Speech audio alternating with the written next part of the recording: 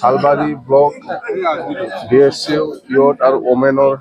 যেটো কৰ্মশালা তো খুব ভাল হৈছে আৰু আমি মততে BPF দল হিচাপে আগন্তুক নিৰ্বাচনৰ কাৰণে আমি খুব মানে জিৰণি নোলোৱাকৈ আমি কেম্পিং কৰি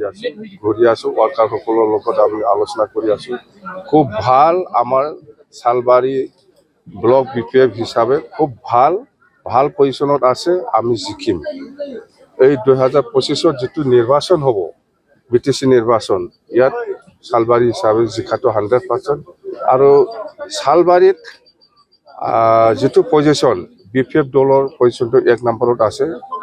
আৰু সেকেন্ডত BJP আছে 3 নম্বৰত হে UPPL BTC টোটাল আমি 25ত কমত নাপাই আৰু এন্টায়াৰ BTC যেটো পলিটিক্যাল ৰাজনীতি যেটো পৰিবেশ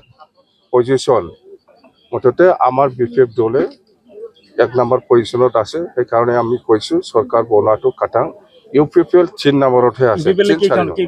UPPL পালে দুটা চিন্তা ইটো লাগৰ ওপৰত দুই চিন্তা পাব পাৰি খাম্পা আৰু চন্দনৰ কি হ'ব ৰাজনীতি খাম্পা আৰু চন্দনৰ কথাটো মই অলপ আগত ক'লো ক্ৰমত বড় কোৱাৰ কথা এইবিলাক মই কোৱা কথা নহয় BPF দলৰ যিমান নেতা আছে বা কৰ্মী আছে আনিব কাৰণে চেষ্টা কৰিব লাগে আৰু আহা পিছত আমি ডাষ্টবিনত পেলাই দিম এটা প্ৰমোদ বড়ৰ কথা মই কোৱা কথা নহয় এটোতো চন্দন আৰু খাম্পাৰটো ভৱিষ্যতটো শেষ BTCৰ শেষ UPPL প্ৰমোদ বড় বা ৰংগৰা নাৰ্জাৰী বা আমাৰ UG ব্ৰহ্ম এই খাম্পা এই চন্দনে বা এই হিতেছে UPPL বিৰোধী কি কাম কৰিছে কৰা নাই এটো কেতিয়াও পাহৰি নাযায় আমি জানো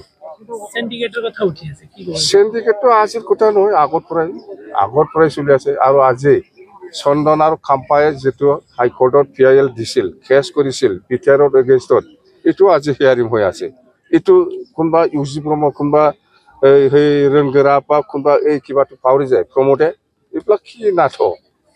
এইবিলাক পাহৰি যাব UG ব্ৰহ্মই এটা কথা কৈছে যে এই BTC নিৰ্বাচনৰ পাছত BPF দল নাথাকে বুলি কৈছে এইটো পাতে এইটো উল্টাহে এইবিলাক উল্টা কথা কোৱা মানুহ আসল কথাটো UG নকয়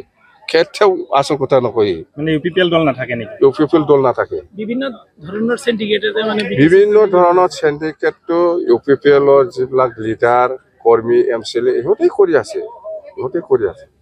বিৰোধীৰ আসনত আপুনি পৰিষদত এদিনে উপস্থিত থকা বুলি কৈছে ইয়াৰ কি প্ৰয়োজন আছে মোৰ যদি প্ৰয়োজন আছে মই থাকিলে হয় আমাৰ